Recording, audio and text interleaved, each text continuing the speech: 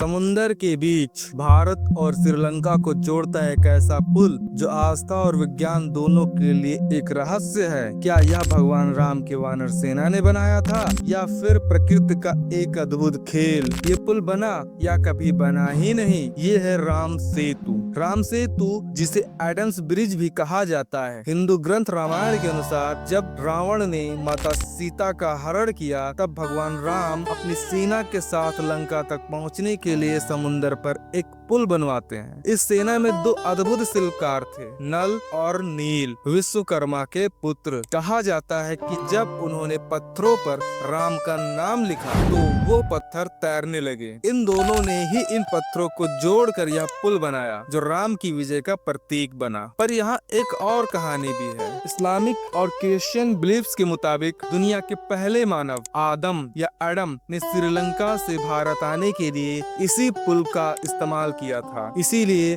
इसका एक नाम पड़ा एडम्स ब्रिज। यह पुल तमिलनाडु के रामेश्वरम और श्रीलंका के मन्नार द्वीप के बीच स्थित है। चूना पत्थर, रेत के टीले और परवालों की एक लंबी श्रृंखला। नासा और इसरो के सैटेलाइट्स ने इसे स्पेस से कैप्चर किया है। 2021 में ICESat-2 से अंडर मैपिंग हुई जिसमें पता चला कि इसका लगभग 99% हिस्सा समुद्र के नीचे है। भूवैज्ञानिक अध्ययन इसे 5000 से 7000 साल पुराना मानते हैं। कुछ कार्बन डेटिंग रिपोर्ट्स तो इसे 18000 साल पुराना तक बताती हैं, लेकिन जियोलॉजिकल सर्वे ऑफ इंडिया के हिसाब से यह केवल 500-600 साल भी हो सकता है। 2007 में आर्कियोलॉजिकल सर्वे ऑफ इंडिया ने एक एफिडेविट सुप्रीम कोर्ट में दिया जिसमें कहा गया राम सेतु के मानव निर्मित होने का कोई प्रमाण नहीं है और रामायण एक मिथक है। यह बयान एक बड़े विवाद का कारण बना और सरकार को एफिडेविट वापस लेना पड़ा। बाद में शोधकर्ताओं ने पाया कि यहाँ के पत्थर पुराने हैं पर रेत नई, यानी ये पत्थर यहाँ रखे गए हो सकते हैं। मराइन आर्कियोलॉजिस्ट आलोक त्रिपाठी कहते हैं प्रकृति इतने सही अलाइनमेंट में पत्थर नहीं जमा सकती।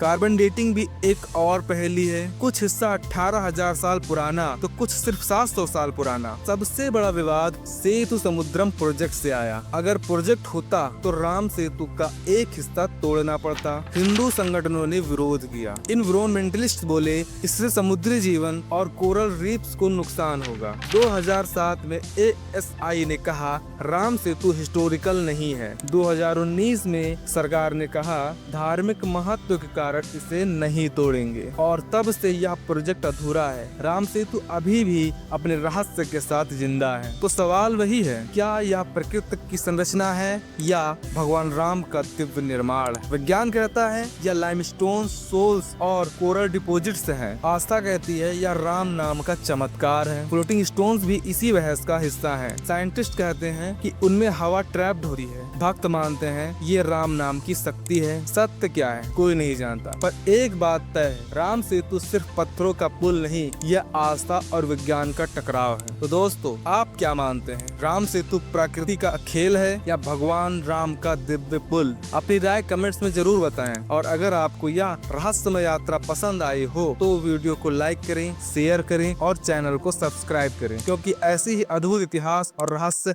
हम आप तक लाते रहेंगे।